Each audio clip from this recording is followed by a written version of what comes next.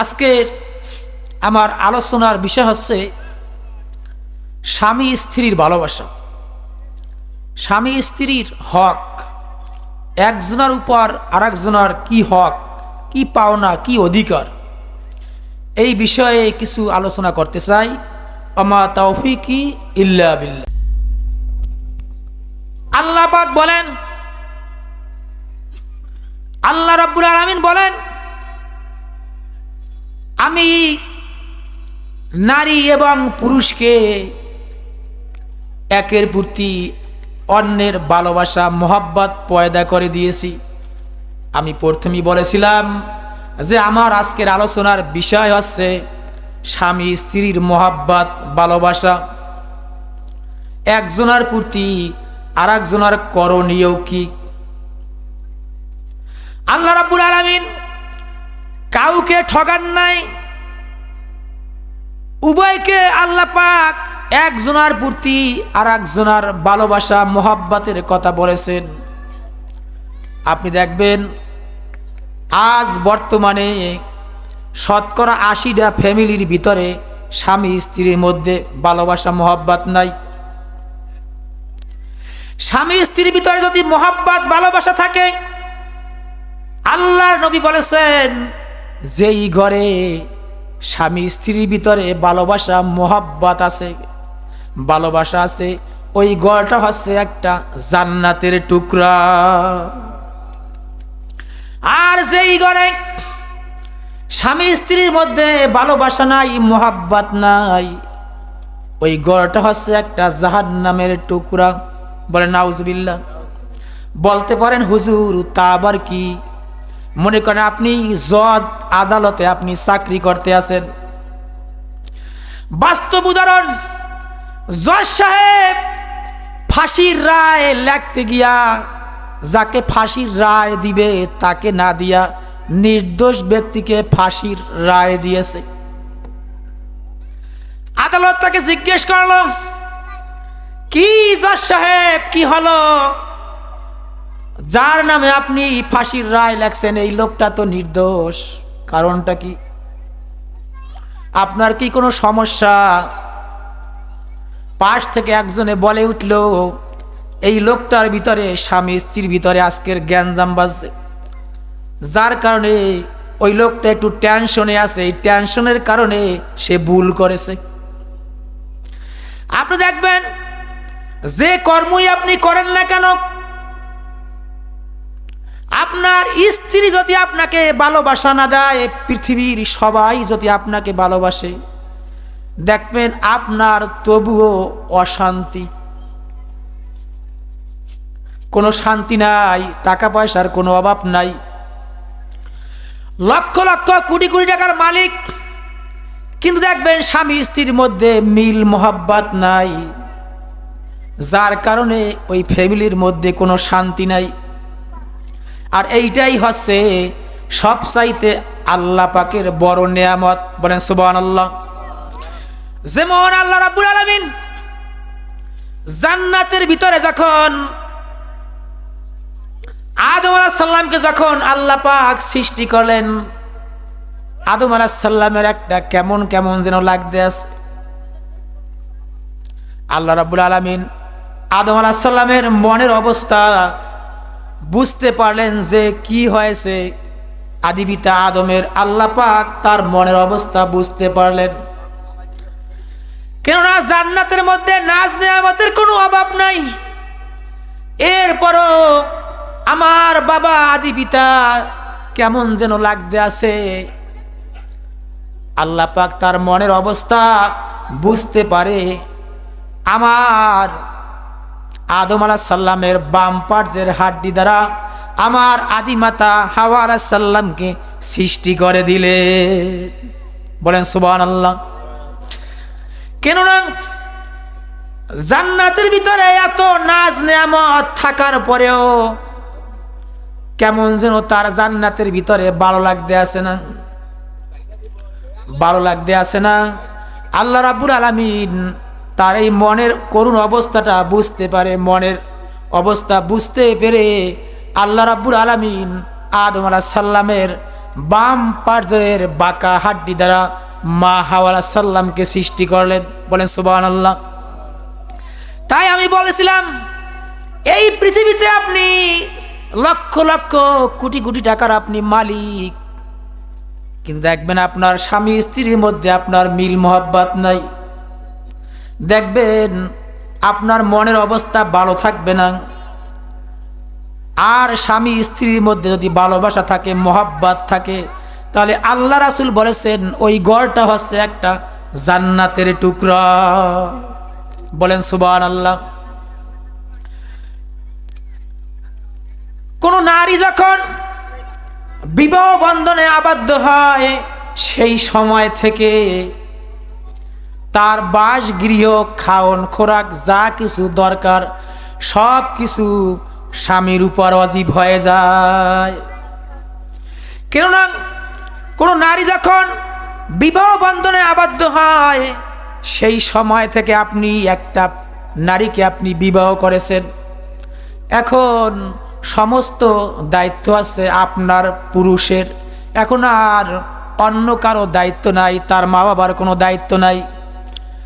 আর ওই মহিলারও দায়িত্ব আছে এখন সব কিছু বাদ দিয়া স্বামীর অনুসরণ করা, স্বামী যা বলবে তা মানা। পুরুষেরও দায়িত্ব আছে নারীকে ভালোবাসা, স্ত্রীকে ভালোবাসা। আর স্ত্রীরও দায়িত্ব আছে যে তার স্বামীকে মহব্বত করা। অথচ আপনি দেখবেন অনেক মেয়ে আছে বিবাহ বর্ষে স্বামীর হাত নাই পাও নাই, তেমন কামাইও করতে পারে না, ওই স্বামীকে নিয়ে সারাটা জীবন কাটায় দেয়। আবার দেখবেন অনেকে বিবাহ বর্ষে টাকা পয়সার কোনো অভাব নাই, লক্ষ লক্ষ টাকার মালিক, এরপর বলতে আছে স্বামী আমার পছন্দ হয় নাই। মেয়েটাই বলতে আছে বাবার কাছে, মায়ের কাছে বলতে আছে মা স্বামী আমার পছন্দ হয় নাই। সমাজে দেখবেন এরকমের অহরহ আছে, লক্ষ লক্ষ টাকা খরচ করে আয় অনুষ্ঠান করে, বাবা মেয়েকে বিবাহ দিল, বলতে আছে স্বামী আমার পছন্দ হয় নাই। আমি বলি না ও মা, আপনাকে বিবাহ বর্ষেন, এখন আপনাকে মেনে নিতে হবে যে এইটা আমার স্বামী। আর ওই পুরুষেরও মেনে নিতে হবে যে এইটা আমার স্ত্রী। আপনি বিবাহ করলেন বা বিবাহ বসলেন, এখন বলতে আছেন আমার পছন্দ হয় না, না, আপনাকে মেনে নিতে হবে আমার স্ত্রী। আর ওই মেয়েটারও মেনে নিতে হবে আমার স্বামী। তাহলে উভয়ের মাঝে রহমত নাজিল করবেন মহান রব্বুল আলামিন। বলেন সুবহানাল্লাহ। আল্লাহ রব্বুল আলামিন কোরআনুল কারীমে বলেন, সূরা রোমের 21 নম্বর আয়াত, আল্লাহ পাক বলেন অমিন আয়াতিনা আন খলাকালাকুম মিন আনফুসিকুম আজওয়াজাল লিতাসকুনু ইলাইহা ওয়া জাআলা বাইনাকুম মাওয়াদ্দাতাও ওয়া রাহমা। আল্লাহু আকবার। আল্লাহ রাব্বুল আলামিন এই সূরা রোমের 21 নম্বর আয়াতে আল্লাহ রাব্বুল আলামিন তিনটা কথা বলেছেন। আল্লাহ বলেছেন অমিন আয়াতিনা, আমার নির্দেশনের মধ্যে এটা একটা নির্দেশন যে আমি তোমাদের থেকে তোমাদের স্বামী স্ত্রী জোড়া পয়দা করেছি। বলেন সুবহানাল্লাহ। এখানে একটা গোপন তথ্য আছে। আপনি চিন্তা করেন যে আল্লাহ বলেছেন আমার নির্দেশনের মধ্যে সবচেয়ে গুরুত্বপূর্ণ একটা নির্দেশন হচ্ছে আমি তোমাদের থেকে তোমাদের স্বামী স্ত্রীর জোড়া পয়দা করেছি। এই পৃথিবীতে আল্লাহ পাকের বহু নির্দেশন আছে। নির্দেশন অর্থ কি? নির্দেশন বলতে আল্লাহ পাক বুঝিয়েছেন যে এই পৃথিবীতে পৃথিবীর সৃষ্টিকর্তা যে একজন আছে, আল্লাহ রাব্বুল আলামিন এরকমের অগণিত প্রমাণ দিয়েছেন। আল্লাহ পাক এই জন্য বলেছেন যে আমার নির্দেশনের মধ্যে এটাও একটা নির্দেশন যে আমি তোমাদের মাঝখান থেকে তোমাদের স্বামী স্ত্রীর জোড়া পয়দা করেছি। বলেন সুবহানাল্লাহ। আপনি দেখেন, একটু খেয়াল করে মিলান।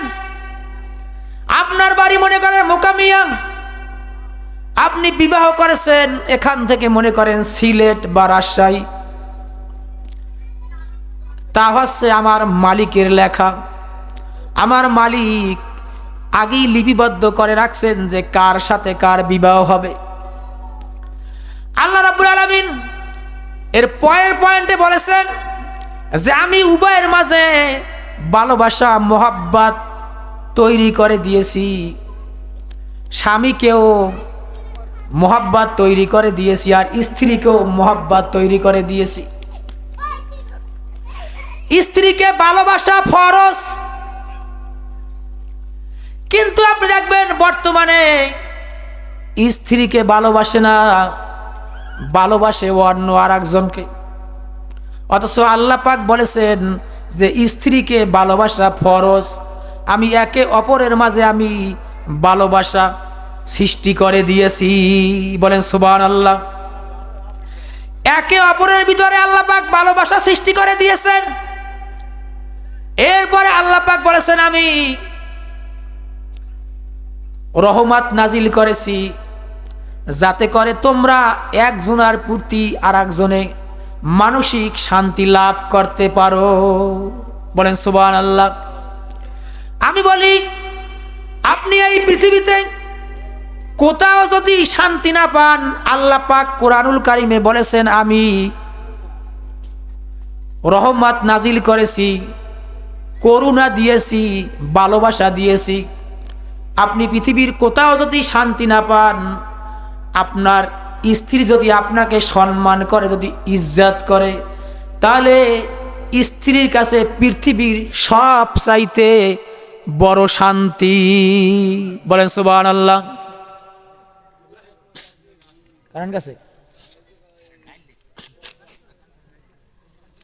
আল্লাহ ইলাহা ইল্লাল্লাহ, লা ইলাহা ইল্লাল্লাহ, লা ইলাহা ইল্লাল্লাহ, লা ইলাহা ইল্লাল্লাহু মুহাম্মাদুর রাসূলুল্লাহ, লা ইলাহা ইল্লাল্লাহ, লা ইলাহা ইল্লাল্লাহ, লা ইলাহা ইল্লাল্লাহ, লা ইলাহা ইল্লাল্লাহ।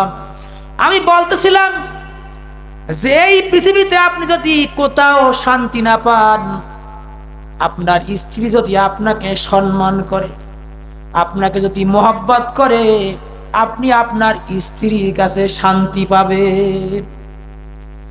আবার যদি কোনো নারী যদি পৃথিবীর কোথাও যদি শান্তি না পায়, তার স্বামী যদি তাকে মোহাব্বত করে, ভালোবাসে, প্রেম নিবেদন করে, আল্লাহ রাব্বুল আলামিন বলেছেন তাহলে পৃথিবীর সব চাইতে শান্তি হচ্ছে ওই স্বামীর কাছে। বলেন সুবহানাল্লাহ। এই পৃথিবীতে আপনি যদি কারো ভালোবাসা পেতে চান, কারো কাছ থেকে ভালোবাসা যদি পেতে চান, তাহলে আগে আপনাকে ভালোবাসতে হবে। ভালোবাসা না দিয়া কিন্তু ভালোবাসা পাওয়া যায় না, ঠিক কিনা? আপনি যদি কারো কাছ থেকে ভালোবাসা পেতে চান, তাহলে আগে আপনাকে ভালোবাসতে হবে। ভালোবাসা না দিয়া কিন্তু ভালোবাসা পাওয়া যায় না। কিন্তু আপনি দেখবেন অনেক পুরুষেরা আছে স্ত্রীর সাথে নুনে তেলে ঝগড়া করে, আছে না? সাধারণ ব্যাপার নিয়ে ঝগড়া ফ্যাসাদে লিপ্ত হয়। মনে করেন আপনি ঘরের ভিতরে প্রবেশ করেছেন, আমাদের সমাজে যা হতে আছে বাস্তবে তা আমি তুলে ধরার চেষ্টা করি। মনে করেন আপনি ঘরের ভিতরে প্রবেশ করেছেন, আপনি আপনার স্ত্রীকে ডাক দিয়েছেন, হয়তো তার আসতে একটু দেরি হয়েছে, হয়তো সে কোনো কাজে ছিল, এই জন্য তার একটু আসতে দেরি হয়েছে। আপনার মেজাজ খারাপ হয়ে গেছে। অনেক পুরুষের আছে এমন গালিগালাজ করে, স্ত্রীর মা বাপ তুলেও তারপর গালি দেয়, আছে না? স্ত্রীর মা বাপ তুলেও গালি দেয়। আমি বলি না, স্ত্রীকে গালি দেওয়া জায়েজ নাই, তার মা বাপ তুলে গালি দেওয়া জায়েজ নাই, এটা হারাম। আপনি তাকে গালি দিলেন, আপনি একবার চিন্তা করে দেখেন, আপনি তাকে গালি দিলেন, মা তুলে বাপ তুলে তার বংশ 14 গোষ্ঠী পর্যন্ত অনেক আছে গালি দেয়। কিন্তু ওই গালিটা যদি আপনাকে দেয় কেউ, তাহলে আপনার কেমন লাগবে? আপনি একটু এই চিন্তা করেন, তাহলে আপনি কখনো কঠিন কালে স্ত্রীকে গালি দিতে পারবেন না। বাস্তব কথা, আমি যে এলাকায় থাকি, এক মুরাব্বি বয়স 70-এর, প্রায় 70 বছর বয়স। কত বছর? 70 বছর বয়স। স্ত্রীকে এত অশ্লীল ভাষায় গালি দেয়। ওই স্ত্রী আমাকে একদিন ডাক দিয়ে বলে, হুজুর আপনি আমার ছেলের বয়সী, আপনার পিছে সে নামাজ পড়ে, কিন্তু আমি আপনার কাছে একটা কথা বলতে চাই, দীর্ঘদিন যাবত বলতে পারি না, আপনাকে আমি পারি না। আমি বললাম কি, যে নামাজ পড়ে 5 ওয়াক্ত ঠিক আছে, আপনার পিছে নামাজ পড়ে, কিন্তু আমার স্বামীর মুখের ভাষা মোটেও ভালো না। আমি মনে মনে চিন্তা করলাম, এই মহিলা আমার কাছে কত কষ্ট পেয়ে আমার কাছে বলতে বাধ্য হয়েছে। এখানেও থাকতে পারে অনেক আছে, এখনই সাবধান হয়ে যান। এই ওয়াজ শুনবেন যে হুজুরে তো আলোচনা করতে আছে, করুক, বাড়ি গিয়া একটাও শিক্ষা নিব না, আমরা আমার রাস্তায় চলবো। আছে না অনেকে? জুমার দিন ইমাম সাহেব আলোচনা করে, নামাজের কথা বলে, সুদের কথা বলে, ঘুষের কথা বলে, পর্দার কথা বলে, কিন্তু ওই ইমাম সাহেব আলোচনা করে ওই পর্যন্তই শেষ, বাড়ি গিয়া একটাও আমল করে না। আছে না? তাইলে কি এই টাকা পয়সা খরচ করে মাহফিল দিয়েছে, যারা মাহফিলের আয়োজন করেছে, এরা যে কত যে আল্লাহ পাকের নিকটে পৌঁছে যাবে তা আপনারা কোনোদিন চিন্তাও করতে পারবেন না। সবচাইতে বড় একটা নিয়ামত। আপনি স্ত্রীকে গালি দিতে পারবেন না। অনেক আছে, মনে করেন আপনি ঘরের মধ্যে প্রবেশ করেছেন, আপনি আপনার স্ত্রীর কাছে 1 গ্লাস পানি চেয়েছেন, হয়তো পানি গ্লাস আপনি নিজে গিয়েও পান করলে করতে পারেন, কিন্তু মনে করেন ওই পানি গ্লাস দিতে একটু দেরি হয়েছে, আপনার মেজাজ খারাপ হয়ে গেছে। অনেক আছে এত রাগ, রাগের কারণে বাস্তব কথা, আমার শোনা কথা, পানির গ্লাস আছাড় মেরে ভেঙে ফেলে। আছে না? কই, আপনি তো নিজে গিয়াও ওই পানির গ্লাস পানি পান করতে পারতেন, কিন্তু একটু দেরি হয়েছে তাই আপনি আছাড় মেরে ভেঙে ফেলেছেন। না, স্ত্রীর কাছে রাগ দেখান যাবে না। আল্লাহ পাক বলেছেন তাদেরকে শালীনতার মাধ্যমে ভালো ভালো কথা বলে তাদেরকে কন্ট্রোলে রাখতে হবে। এইটা হচ্ছে সবচাইতে বড় নিয়ামত। বলেন সুবহানাল্লাহ। কেননা তাদেরকে বাঁকা হাড্ডি দ্বারা সৃষ্টি করা হয়েছে। আমি প্রথমেই বলেছিলাম আদম আলাইহিস সালামের বাম পার্শ্বের বাঁকা হাড্ডি দ্বারা তাদেরকে এভাবেই সৃষ্টি করা হয়েছে। ইংরেজিতে একটা প্রবাদ পড়েছি যে যাদের চলন বাঁকা আপনি মনে করবেন তারাই নারী। বলে আল্লাহু আকবার। তারা একটু এই স্বভাবেরই হবে।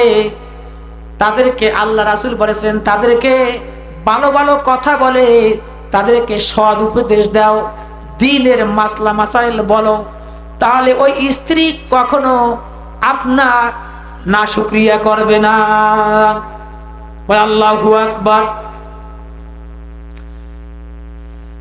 কিন্তু আপনি দেখবেন ম্যাক্সিমাম ফ্যামিলির ভিতরে শতকরা ৮০ থেকে ৮৫টা ফ্যামিলির ভিতরে স্বামী স্ত্রীর মধ্যে দ্বন্দ্ব।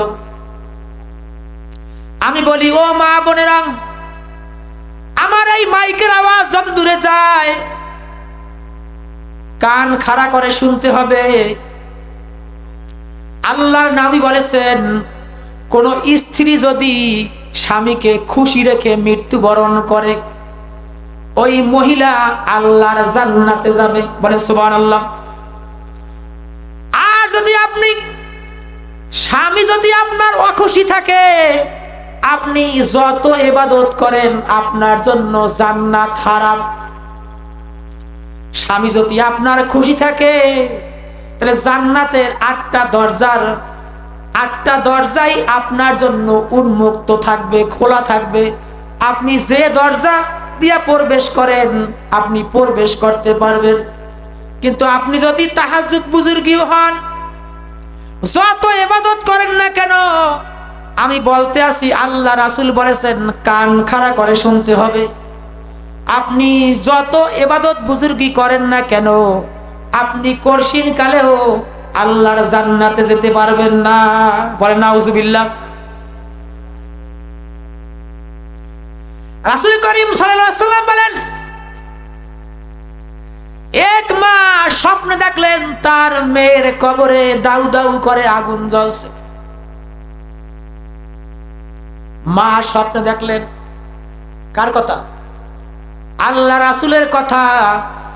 আল্লাহর নবী স্বপ্ন দেখলেন তার মেয়ের। আল্লাহর নবী বলেছেন এক মা স্বপ্ন দেখলেন তার মেয়ের কবরে দাউ দাউ করে আগুন জ্বলছে। মেয়ে বলছে মাগো আমার জামাইয়ের কাছে আমার সালাম বলবেন, তিনি যেন আমাকে মাফ করে দেয়, তিনি যেন আমাকে ক্ষমা করে দেয়।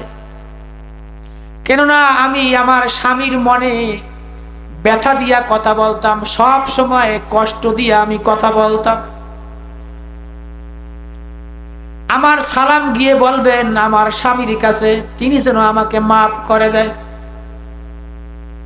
ওই মহিলা ঘুমের থেকে উঠে আল্লাহ রাসূলের কাছে গিয়া সব ঘটনাটা খুলে বললেন। আল্লাহ নবী বললেন তোমার জামাই কি জীবিত আছে? বলে হ্যাঁ আমার জামাই জীবিত আছে। ওই মহিলা তার জামাইকে নিয়ে আসলো আল্লাহ রাসূলের কাছে। আল্লাহ নবী বললেন তোমার স্ত্রী কবরে কষ্ট ভোগ করতে আছে, জাহান্নামের আযাব ভোগ করতে আছে, তুমি তো জানো না।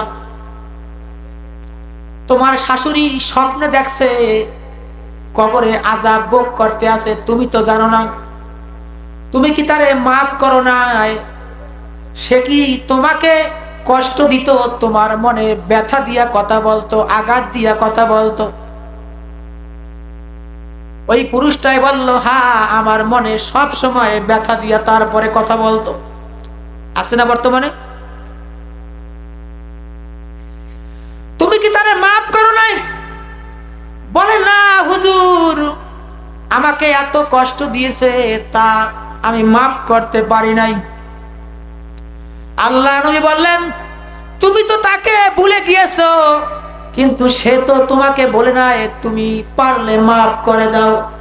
তুমি যদি মাফ করে দাও তাহলে তোমার মাপের কারণে তোমার স্ত্রী কবরে শান্তিতে থাকতে পারবে। আল্লাহু আকবার। আর যদি মাপ না করে দাও তাহলে সে জাহান্নামের আগুনে এভাবে জ্বলতেই থাকবে। ওই পুরুষটাই বলল, ইয়া রাসূলুল্লাহ, ইয়া হাবিবাল্লাহ, আমি মাফ করতে পারি এই শর্তে, কিয়ামতের ময়দানে আমি যদি কোনো বিপদে পড়ে যাই, আপনি রাসূল আমাকে যদি ওই বিপদ থেকে যদি আপনি রক্ষা করে আমাকে যদি জান্নাতের ভিতরে প্রবেশ করাইতে পারেন, আমি এই শর্তে আমার স্ত্রীকে আমি মাফ করে দিতে পারি। ঠেয়াইছে কোন জায়গায়? আল্লাহ নবী বলেন, হ্যাঁ আমি ওয়াদা করলাম। আল্লাহর নবী যদি ওয়াদা করে, ওয়াদা করতে বিষয়বে। আল্লাহর নবী বললেন, আমি ওয়াদা করলাম ও পুরুষ, তুমি যদি কোনো কষ্ট ভোগ করো, যদি কোনো সমস্যায় পড়ো, আমি ওয়াদা করলাম আমি তোমাকে সুপারিশ করে আমি জান্নাতে প্রবেশ করাইয়া দিব। বলেন সুবহানাল্লাহ। আমি বলি, ও মা বোনেরা, আপনি যদি স্বামীকে কষ্ট দিয়া আপনি যত ইবাদত করেন না কেন, আপনার ওই ইবাদত বিন্দু পরিমাণ আল্লাহর কাছে কবুল হবে না।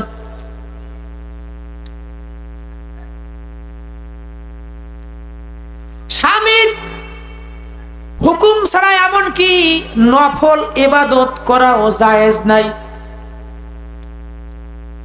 কিন্তু নফল ইবাদত তো দূরের কথা, স্বামী যা আদেশ করে এমনও নারী আছে একটাও মানে না। আছে না? স্বামীর চাইতে বেশি বোঝে। স্বামীর হুকুমের বাইরে আপনি নফল ইবাদত করতে পারবেন না। এমনকি স্বামী যদি আপনাকে নিষেধ করে যে আপনি বাপের বাড়িও যাইতে পারবেন না স্বামীর হুকুমের বাইরে, স্বামী যদি আপনাকে বলে আপনি বাপের বাড়িও যাইতে পারবেন না, তাহলে এই স্বামীর এই কথাটা আপনাকে আগে মানতে হবে। তাইলে আল্লাহ রাব্বুল আলামিন খুশি হয় আপনাকে জান্নাত দিয়ে দেবে। বলেন সুবহানাল্লাহ। আল্লাহ নবী বলেছেন, মহিলাদের জান্নাতে যাওয়া খুবই সহজ। বলে আলহামদুলিল্লাহ। সবাই বলে আলহামদুলিল্লাহ। মহিলাদের জান্নাতে যাওয়া খুবই সহজ। তারা যদি 4টা কাজ করে। কয়টা কাজ? তারা যদি 4টা কাজ করে। 1 নম্বরে ফরজ নামাজ। কিন্তু অনেক মহিলারা আছে ফরজ নামাজ পড়ে না, রমজানের রোজাও রাখে না। আছে না? আপনি জান্নাতে যাবেন কি নামাজ না পড়লেও আমার মন ভালো আছে? আমি বলি হ্যাঁ, আপনার মন ভালো আছে, এই জন্যই আপনি নামাজ পড়েন না। মন যদি আপনার খারাপ থাকতে তাইলে আপনি অবশ্যই নামাজ পড়তেন। আপনি জান্নাতে যেতে চান, জান্নাতে যেতে চান, অথচ দেখা যায় আপনি ফরজ নামাজ পড়েন না। আল্লাহ রাসূল বলেছেন, তারা যদি 4টা কাজ করে। 1 নম্বরে ফরজ নামাজ। 1 নম্বরে কি? ফরজ নামাজ। অনেক পুরুষেরাও আছে জুমার দিন শুধু নামাজ পড়ে। আছে না? ফরজ নামাজ তারা যদি আদায় করে। 2 নম্বরে রমজানের রোজা। রোজা আপনার সমস্যা আছে মহিলাদের, এই সমস্যা ছাড়া সে রোজা বাদ দিতে পারবে না, নামাজ বাদ দিতে পারবে না। ইসলামের ভিতরে আপনি যদি নামাজটা না পড়েন, ও মা, আপনি যদি নামাজ না পড়েন, আপনার শরীর খারাপ অবস্থায় ওই নামাজ আর পড়া লাগবে না। কিন্তু আপনি যদি রোজা না রাখেন, ওই অবস্থায় পরবর্তীতে ওই রোজা আপনার আদায় করতে হবে। আল্লাহু আকবার। এখানে কিন্তু 2টা মাসালা বের হয়েছে। কিন্তু আপনি রমজানের রোজা রাখেন না, অথচ আপনি আল্লাহর জান্নাতে যেতে চান। এরপরে তৃতীয় নম্বরে স্বামীর খেজমত, যেই বিষয়ে বয়ান দিতে আসি, এই স্বামীর যদি আপনি খেজমত করেন তাহলে আপনার জন্য জান্নাত ওয়াজিব। চতুর্থ নম্বরে সতীত্বকে রক্ষা করা। আপনি যদি সতীত্বকে রক্ষা করেন, সতীত্বটা কি তা বুঝতে হবে। আপনার ইজ্জত আবরু, যেটা স্বামীর জন্য হালাল অন্য মানুষের জন্য হারাম, এইগুলো আপনার হেফাজত করতে হবে। তাহলে আল্লাহর নবী বলেছেন এই 4টা কাজ যদি তারা করে তাহলে জান্নাতের 8টা দরজা দিয়া যে কোনো দরজা দিয়াই জান্নাতে প্রবেশ করতে পারবে। বলে সুবহানাল্লাহ। স্বামীকে বেজার রেখে স্বামীর হুকুমের বাইরে আপনি বাপের বাড়িও যাইতে পারবেন না। এক লোক সফরের উদ্দেশ্যে রওনা হইল। সফরের উদ্দেশ্যে রওনা হওয়ার সময় স্ত্রীর কাছ থেকে ওয়াদা নিল যে আমি না আসা পর্যন্ত তুমি কোথাও যাইতে পারবে না, এমনকি উপরতলা থেকে নিচতলায় নামতে পারবে না। কেননা ওই স্বামী থাকতো স্ত্রীকে নিয়ে উপরতলায়। এই জন্য বলেছে যে আপনি উপরতলা থেকে নিচতলায়ও নামতে পারবে না। নিচতলায় থাকতো স্ত্রীর মা বাবা। কান খাড়া করে শুনতে হবে। সফরে যাওয়ার সময় বলতে আছে যে আমি না আসা পর্যন্ত কোথাও যাইতে পারবে না, এমনকি উপরতলা থেকে নিচতলায় নামতে পারবে না। নিচতলায় থাকতো স্ত্রীর মা বাবা। কয়েকদিন পরে খবর এলো তার বাবা অসুস্থ হয়েছে। ওই সময় আল্লাহর নবীও জীবিত ছিলেন। কয়েকদিন পরে শুনলো যে তার বাবা অসুস্থ হয়েছে। ওই মহিলা তার বাবাকে দেখার জন্য বাবার সাথে দেখা করতে পারবে কিনা এই জন্য রাসূলের কাছে খবর পাঠাইলো যে আমার স্বামী তো উপর থেকে নিচতলায় নামতে নিষেধ করেছে। এখন আবার বাবা তো অসুস্থ, আমি কি, ইয়া রাসূলুল্লাহ আপনি বলেন আমি কি আমার বাবাকে আমি দেখতে যেতে পারবো, স্বামীর হুকুম অমান্য করতে পারবো কিনা আপনি বলেন। কত বড় কথা জানেন। আল্লাহ নবী বললেন না, তুমি তোমার স্বামীর অপেক্ষায় থাকো। আল্লাহু আকবার। আল্লাহ রাসূলও কিন্তু তাকে বললেন না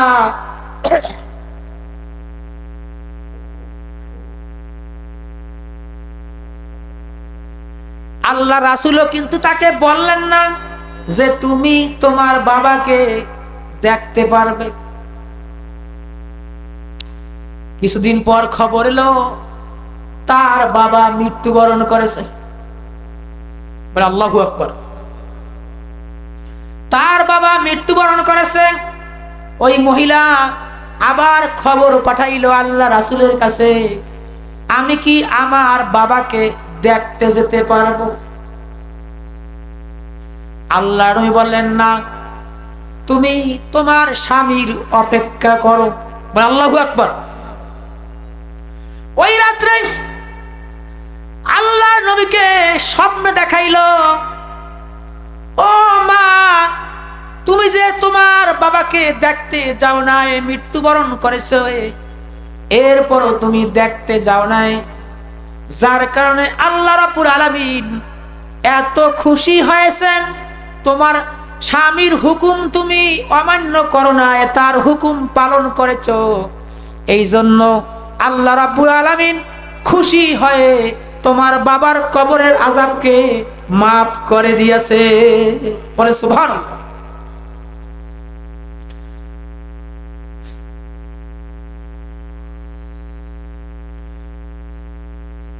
রাসূল করিম সাল্লাল্লাহু আলাইহি সাল্লাম বলেন, তিন ব্যক্তির ইবাদত আল্লাহর কাছে কবুল হবে না। কয় ব্যক্তির? তিন ব্যক্তির ইবাদত কঠিন কালেও আল্লাহর কাছে কবুল হবে না যতক্ষণ পর্যন্ত তারা নিজ নিজ স্থানে ফিরে আসবে। এক নম্বর হলো যেই ব্যক্তি নেশাখোর,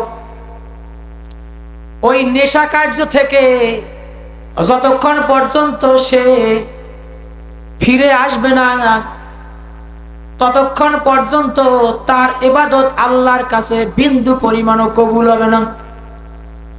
সমাজে অনেক আছে দেখবেন নেশাখোর, নামাজ পড়ে না, মুসলমানের মধ্যে আছে না? মুসলমানের মধ্যে আছে, বিধর্মীদের মধ্যে আছে। নেশাখোর, নেশা করে, বিড়ি খায়, সিগারেট খায়, গাঁজাও খায়, নিশার নামলাম না, মাঝে মাঝে মদও খায়, আছে না? এত সাধারণ মানুষ, আপনি এত খান না, নেতা নেত্রীরা, বড় বড় মন্ত্রী মিনিস্টাররা খায়। বলে নাউজুবিল্লাহ, সবাই বলে নাউজুবিল্লাহ। এই নেশাখোর, এই নেশাখোর যতক্ষণ পর্যন্ত নেশা না ছাড়বে ততক্ষণ পর্যন্ত তার ইবাদত আল্লাহর কাছে কবুল হবে না। নেশা যারা করে তাদের স্ত্রী কোনটা তাও ঠিক তাই না। বাস্তব ঘটনা বলবো,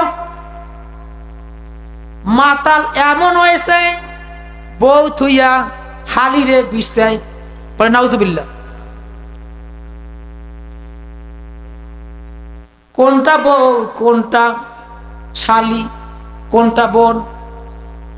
আপনারা কি মনে করছেন আমি হাসির খোরাক দিতে আসি না, বাস্তব যারা বলতে আছে। এই নেশাখোরের জ্ঞান ঠিক থাকে না। দ্বিতীয় নম্বরে ওই মহিলা যার উপর স্বামী অখুশি, ও যতক্ষণ পর্যন্ত স্বামীকে খুশি না করতে পারবে ততক্ষণ পর্যন্ত আল্লাহর দরবারে ওর ইবাদত বিন্দু পরিমাণ কবুল হবে না, বলে নাউজুবিল্লাহ। তৃতীয় নম্বরে ওই গোলাম, গোলাম বোঝেন, কাজের লোক, ওই গোলাম যে মনিবের কাছ থেকে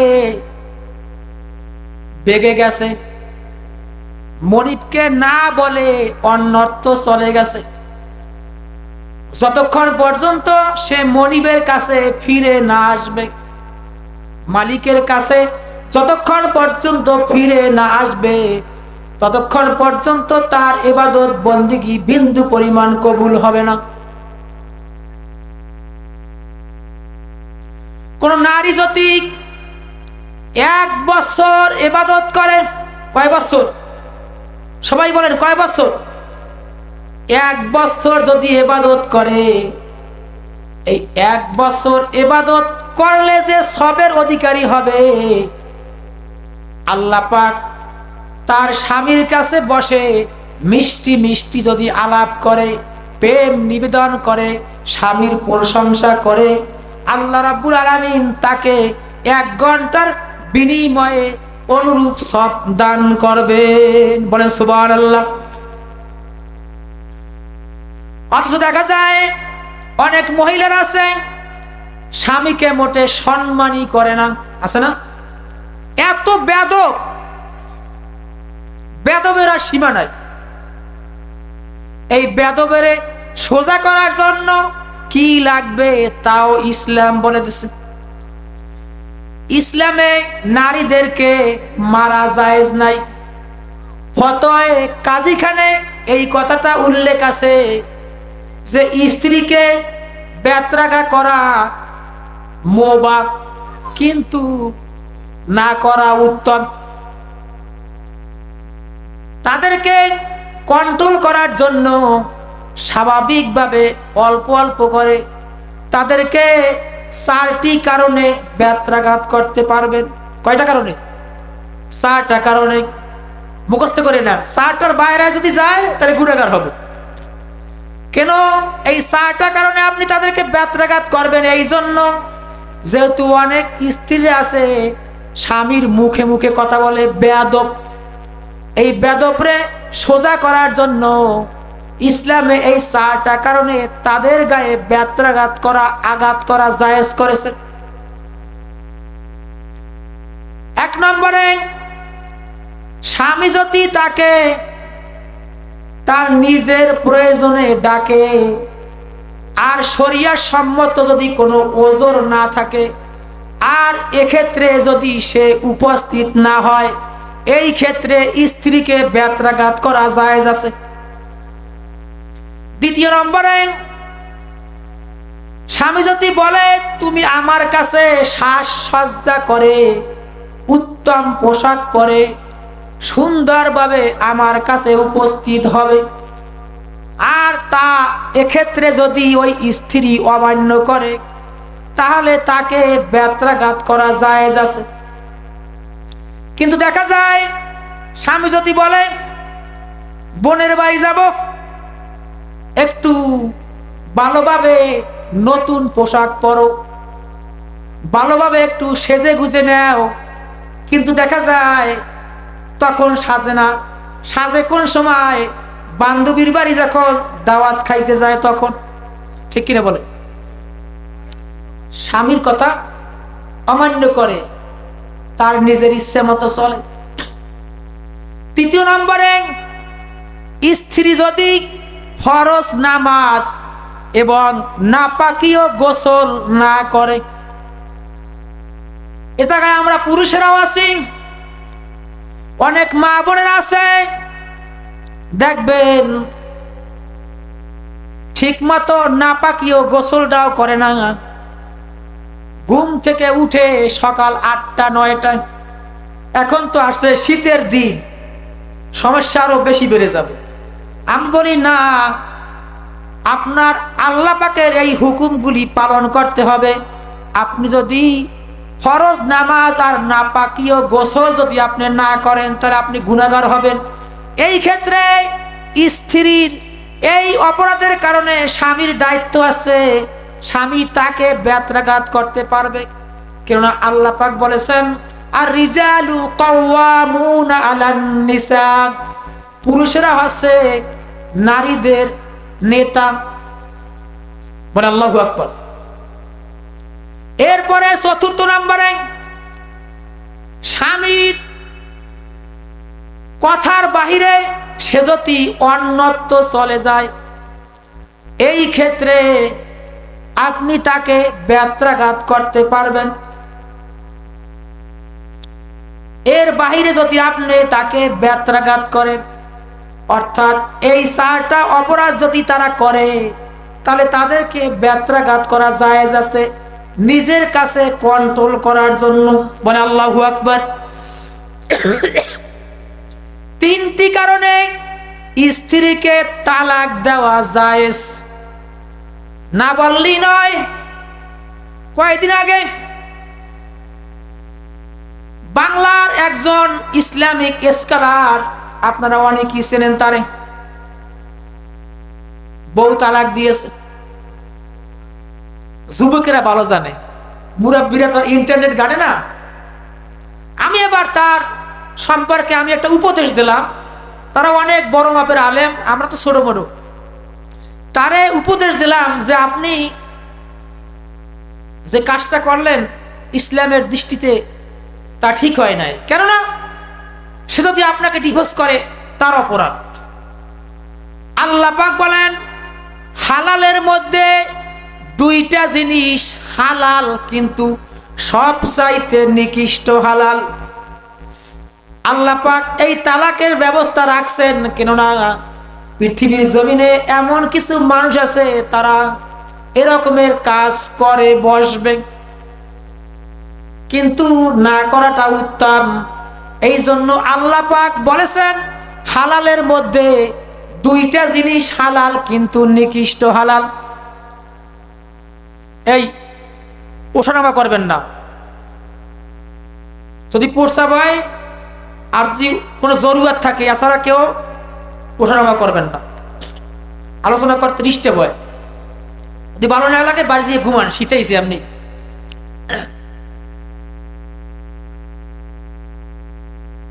কেননা হালালের মধ্যে দুইটা জিনিস হালাল, কিন্তু নিকৃষ্ট হালাল। এক নম্বরে তালাক, এক নম্বরে কি? তালাক। দ্বিতীয় নম্বরে ভিক্ষা করা। এই হাতের চেয়ে এই হাত উত্তম, বলে আল্লাহু আকবার। এই ভিক্ষা করা আল্লাহর কাছে সবচাইতে নিকৃষ্ট হালালের মধ্যে। স্ত্রীকে তিনটা কারণে আমি বললাম যে আপনি তো এত বড় একজন আলেম, কিন্তু আপনার স্ত্রী এই তিনটা অপরাধ করছে কিনা তা আপনার দেখতে হবে। এক নম্বরে, স্ত্রী দ্বারা যদি জীবন নাশের আশঙ্কা থাকে, যে এই নারী যদি আমার কাছে থাকে আমার জীবনটা পর্যন্ত চলে যাবে। অনেক আছে দেখবেন স্বামীকে হত্যা করে তারপরে অন্য জায়গায় চলে যায়, আছে না? এরকমের যদি থাকে তাহলে এই ক্ষেত্রে আপনার স্ত্রীকে আপনি তালাক দিতে পারবেন। দ্বিতীয় নম্বরে, সে যদি হাজারো চেষ্টা করে, যদি আপনি তাকে কন্ট্রোল করতে না পারেন, তাকে ঝুলিয়ে রাখা জায়েজ নাই, এই ক্ষেত্রে আপনি তাকে তালাক দিতে পারবেন। তৃতীয় নম্বরে, স্ত্রী যদি জিনায় লিপ্ত হয়, স্বামীকে বাদ দিয়া, বর্তমানে দেখবেন অহরহ আছে সমাজে এই রকমের, স্বামীর ভালোবাসা পছন্দ হয় না কিন্তু সে অন্য পুরুষের সাথে সম্পর্ক, আছে না? এই ক্ষেত্রে আপনি ওই স্ত্রীকে তালাক দিতে পারবেন। এই তিনটা কারণে স্ত্রীকে তালাক দেওয়া জায়েজ। কিন্তু এর বাহিরে যদি আপনি দেন তাহলে আপনি গুনাহগার হবেন, আপনি অপরাধ করলেন একটা। আজ দেখবেন রাসূল করিম সাল্লাল্লাহু আলাইহি ওয়াসাল্লাম বলেছেন 6 প্রকারের নারী বিনা হিসাবে জাহান্নামে যাবে। কয় প্রকার বলবো? একটু সামনে আগান সবাই। লা ইলাহা ইল্লাল্লাহ, লা ইলাহা ইল্লাল্লাহ। একটু কষ্ট করেন মুরাব্বিরা, চাচারা, একটু ফাঁকা জায়গাটা যদি একটু বন্ধ করেন তাহলে আমার আলোচনা করতে ভালো হয়। আর আমার কথার মাঝে যদি দুইটা জবাব দেন তাহলে আমার কথার আলোচনা করতে ভালো হয়। শীত ধরছে না? শীত তো বেশি একটা না। আল্লাহ ইলাহা ইল্লাল্লাহ, লা ইলাহা ইল্লাল্লাহ, লা ইলাহা ইল্লাল্লাহু মুহাম্মাদুর রাসূলুল্লাহ সাল্লাল্লাহু আলাইহি ওয়াসাল্লাম। 6 প্রকারের নারী বিনা হিসেবে জাহান্নাম। বলবো? বাড়িতে গিয়ে বলবেন মা বোনদেরকে, যারা মাইকের আওয়াজ শুনতে আছে তারা তো শুনতে আছে। 1 নম্বরে, যে নারী চুল খোলামেলা দিয়ে চলাফেরা করে, স্বামীকে বাদ দিয়া এলাকার সবাইরে দেখায় যে আমার চুল কত বড়, চুল লম্বা 3 হাত, ওর চুল আসছে 3.5 হাত, এলাকার সবাই জানে, আছে না? যেই মহিলা স্বামীকে বাদ দিয়া তার নিজের মাথার চুল অন্য পুরুষকে দেখায়, এমনকি বাবাকেও দেখাইতে পারবেন না, ভাইকেও দেখাইতে পারবেন না, এই চুল একমাত্র স্বামী ছাড়া কাউকে আপনি দেখাইতে পারবেন না। কিন্তু কই বিবাহ করতে যাবে, ছেলে বিবাহ করাবে, 4-5 জনে যায়, যাদের লগে দেখা দেওয়া জায়েজ নাই তাদেরকে নিয়ে যায়। সবকিছু দেখার পরে মুরব্বি বলতে আছে, দাদু ভাই চুলটা একটু দেখি, আছে না? অথচ দেখা যায় এই চুল দেখার কারণে ওই মহিলা জাহান্নামে যাবে। স্বামীকে বাদ দিয়া করশিন কালেও যা আগে করছেন বিয়ার সময় সবাই দেখতে চাইছে, আজ তওবা করে ভালো হয়ে যান, আজ ভালো হয়ে যান যে জীবনে ভুল করেছি, আর কাউকে করশিন কালেও স্বামী ছাড়া কোনোদিন এই মাথার চুল কাউকে দেখাবো না। দ্বিতীয় নম্বরে, যেই মহিলা স্বামীকে সম্মান করে না, এ বিষয় তো বললাম আগেই, যেই মহিলা স্বামীকে সম্মান করে না ওর জন্য বিনা হিসেবে জাহান্নাম।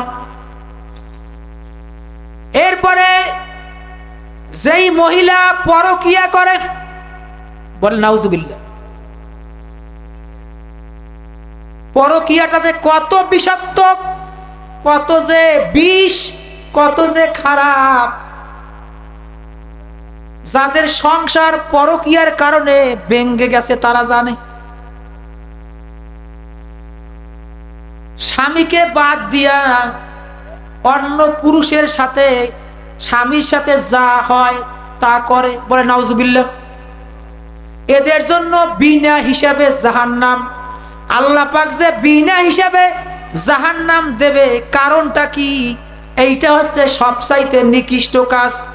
যারা আছেন এই বিষয়ে, যারা জড়িত আছেন, এখনই তওবা করে ভালো হয়ে যান, বলে আল্লাহু আকবার।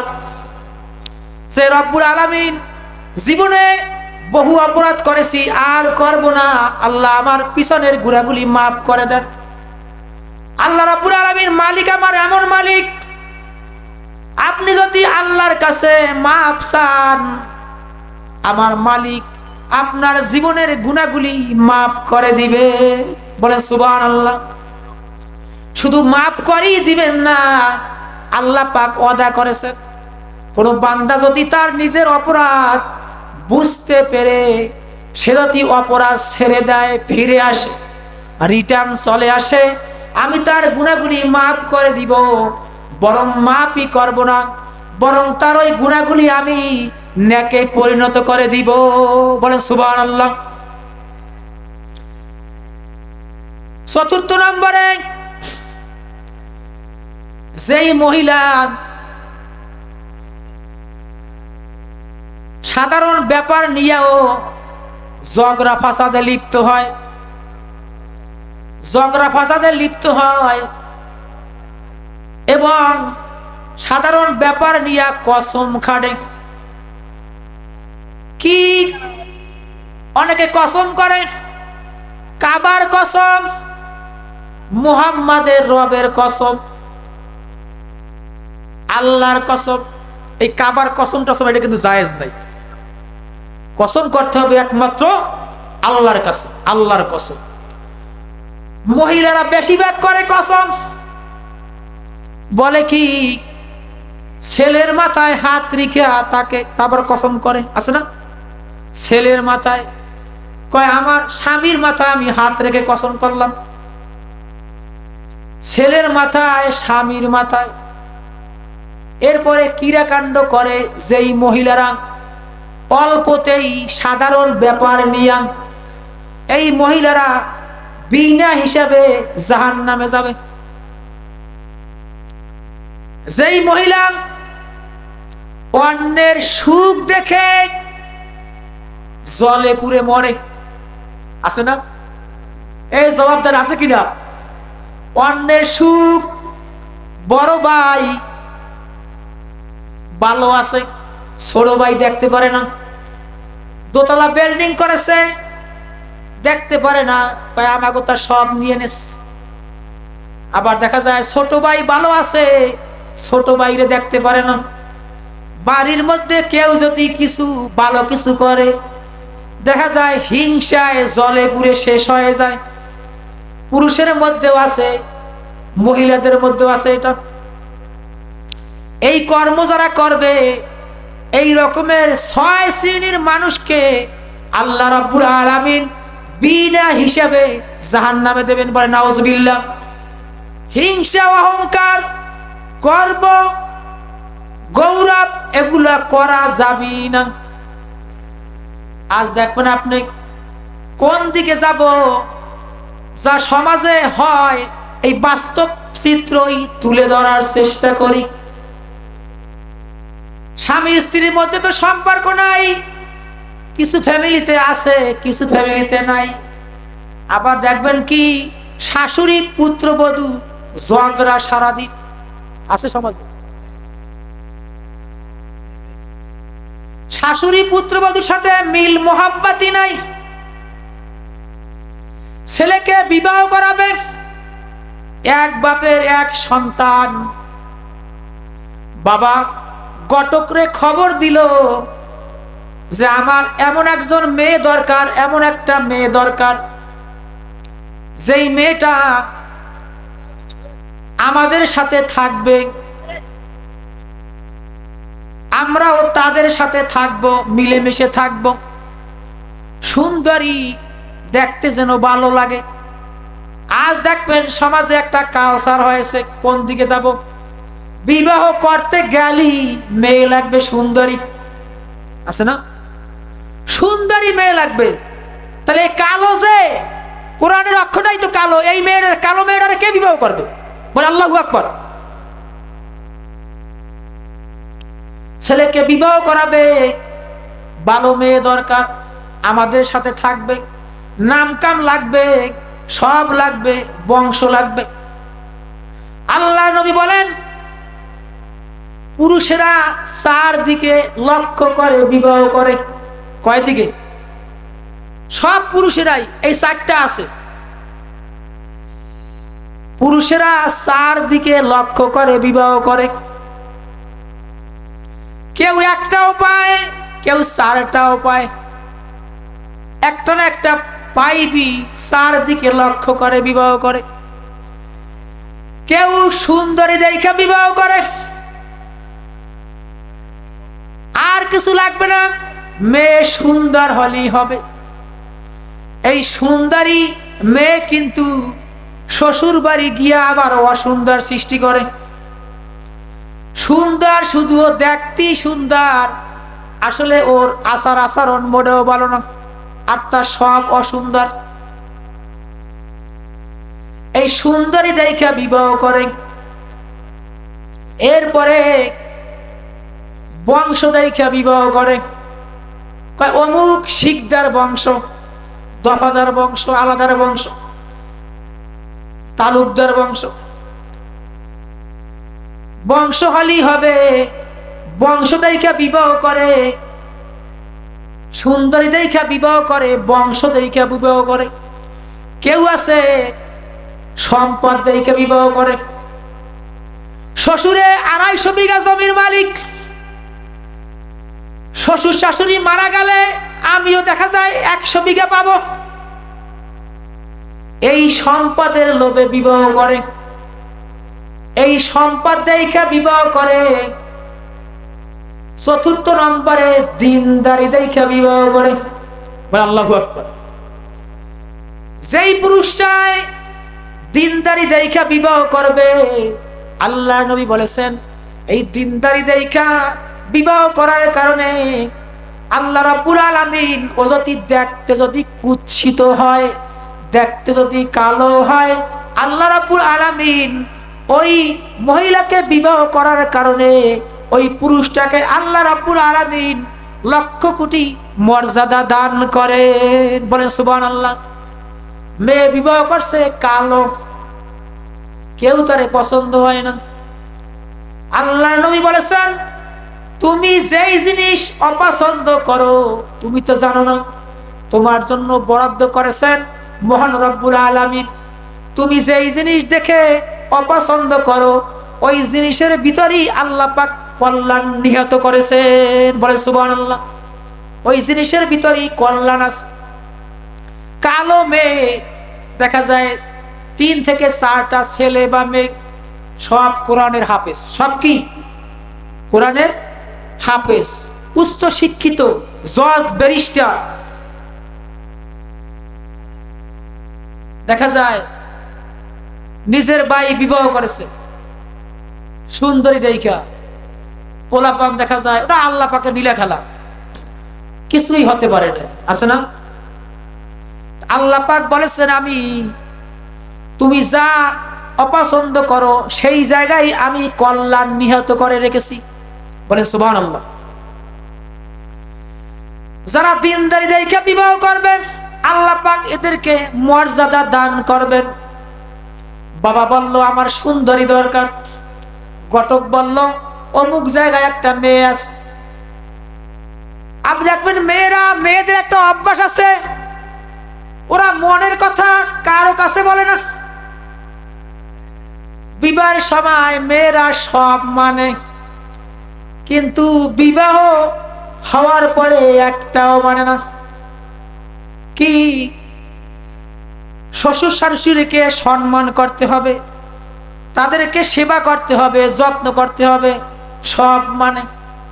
আত্মীয় স্বজনদের সাথে ভালো ব্যবহার করতে হবে, সব ঠিক আছে।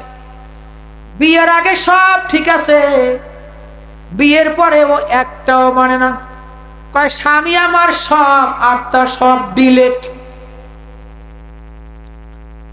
এমনকি শ্বশুর শাশুড়িকে দেখতেই পারে না। যেই শ্বশুরে পছন্দ করে নিজের পুত্রবধূ হিসাবে গড়ে নিয়ে আসলো, দেখা যায় ওই শ্বশুর শাশুড়িকে দেখতেই পারে না। তাদের চলাফেরা ভালো লাগে না, খাওয়া দাওয়া ভালো লাগে না, কিচ্ছু ভালো লাগে না।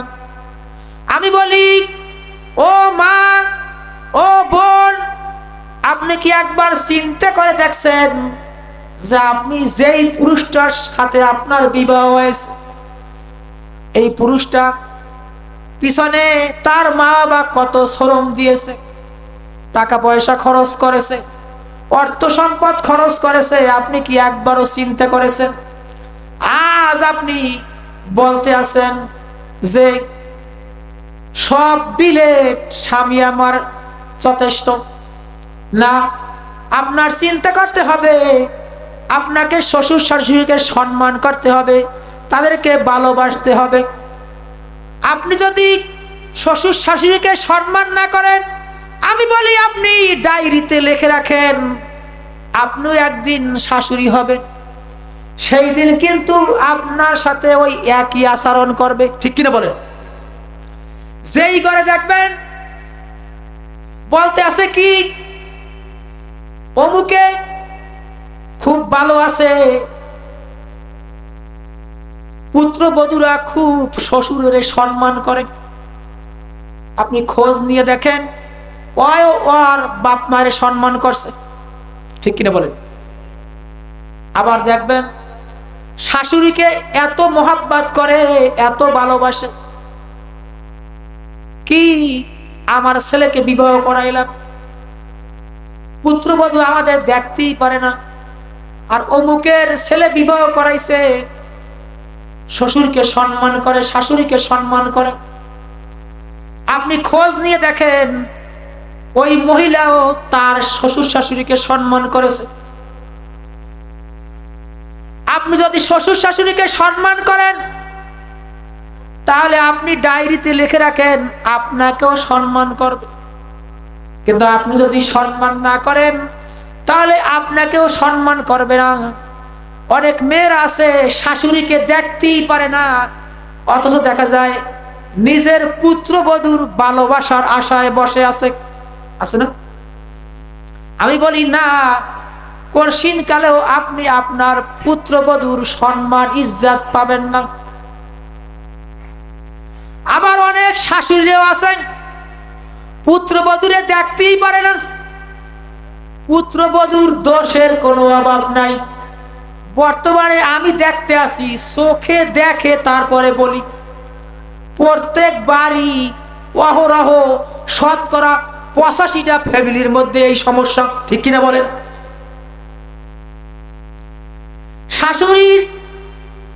শাশুড়ি আবার দেখা যায় পুত্রবধূকে দেখতেই পারে না। পুত্রবধূর দোষের কোনো অভাব নাই। পুত্রবধূ যদি কোনো অন্যায় করে, বাড়ির মধ্যে যদি 5 গৃহস্থ থাকে, সবার ঘরে ক্যানভাস করা হয়ে যায়, বিনা মাইকি ক্যানভাস করে। আমি বলি না, আপনাকে মেনে নিতে হবে যে এটা আমার পুত্রবধূ না, এইটা আমার মেয়ে। আপনি যদি আপনার মেয়ের মতো তাকে সম্মান করেন, তাকে ভালোবাসেন, মোহাব্বত করেন, তাহলে ওই পুত্রবধূ আপনাকেও শাশুড়ি হিসাবে সম্মান করবে। আর সম্মান করার কারণে ওই ঘরটা হবে একটা জান্নাতের টুকরা। বলে সুবহানাল্লাহ। কিন্তু কি পুত্রবধূকে দেখতেই পারে না, ভালোবাসে না। আমি বলি আপনার 5টা মেয়ে আছে, ওই মেয়েরা কিন্তু সব সময় আপনার কাছে থাকে না, থাকে? ওই মেয়েরা কিন্তু সব সময় আপনার কাছে থাকে না। আপনার মনে করতে হবে, মেনে নিতে হবে যে এইটা আমার মেয়ে। আপনি যদি তাকে মেয়ের মতো ভালোবাসতে পারেন, তাহলে আপনাকেও মায়ের মতো সম্মান করবে, আর আপনার ঘরে কোনো গ্যাঞ্জাম কোনো থাকবে না।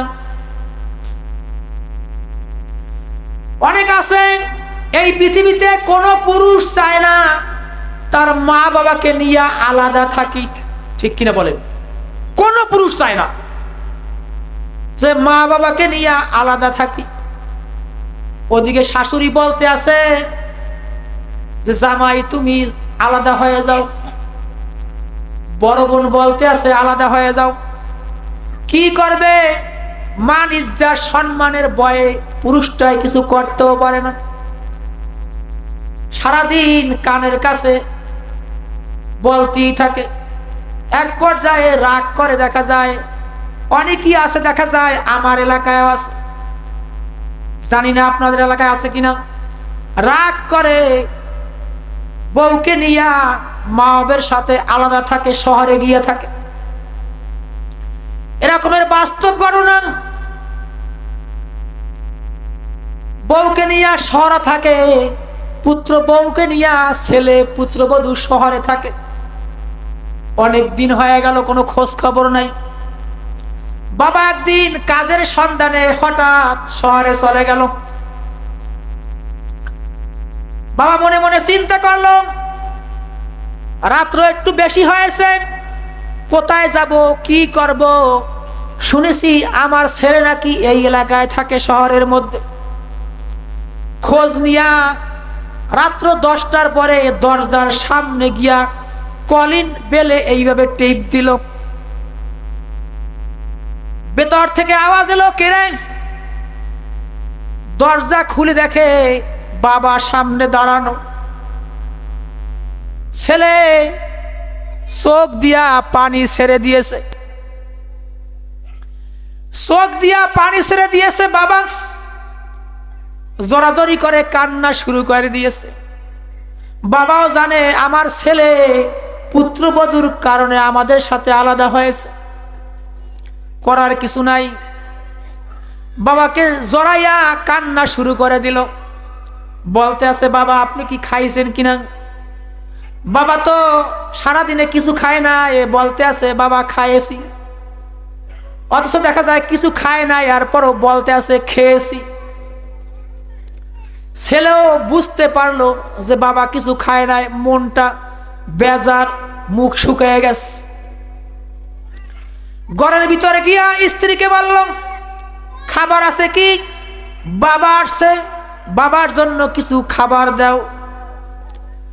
স্ত্রী বলল, খাবার যা ছিল সন্ধ্যা রাত্রে তো আমরা খেয়েছি, রাতের খাবার তো শেষ হয়েছে, এখন তো কোনো খাবার নাই।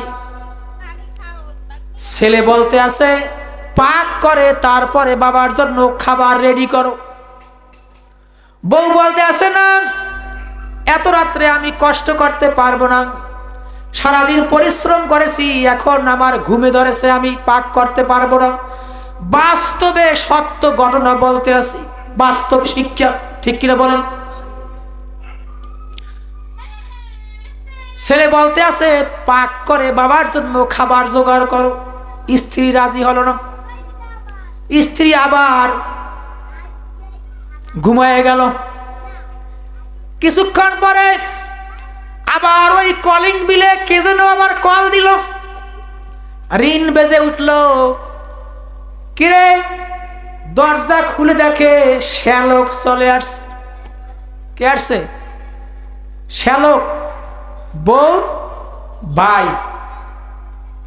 এইবার ছেলে বলতে আছে, দেখা যাবে আমার ওয়াইফ, আমার স্ত্রী এইবার কি করে।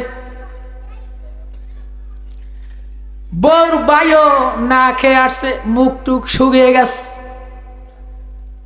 কোথা থেকে যেন কাজের শেষে চলে আসছে।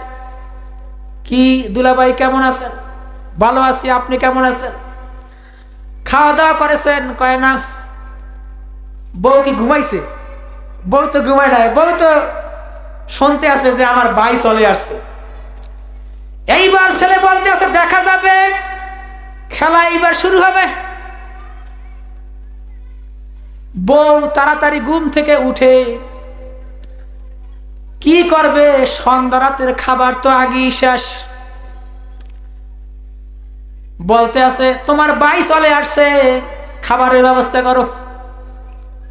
এইবার ঘুম হারাম হয়ে গেছে। ভাইয়ের জন্য খাবার রেডি করেছে।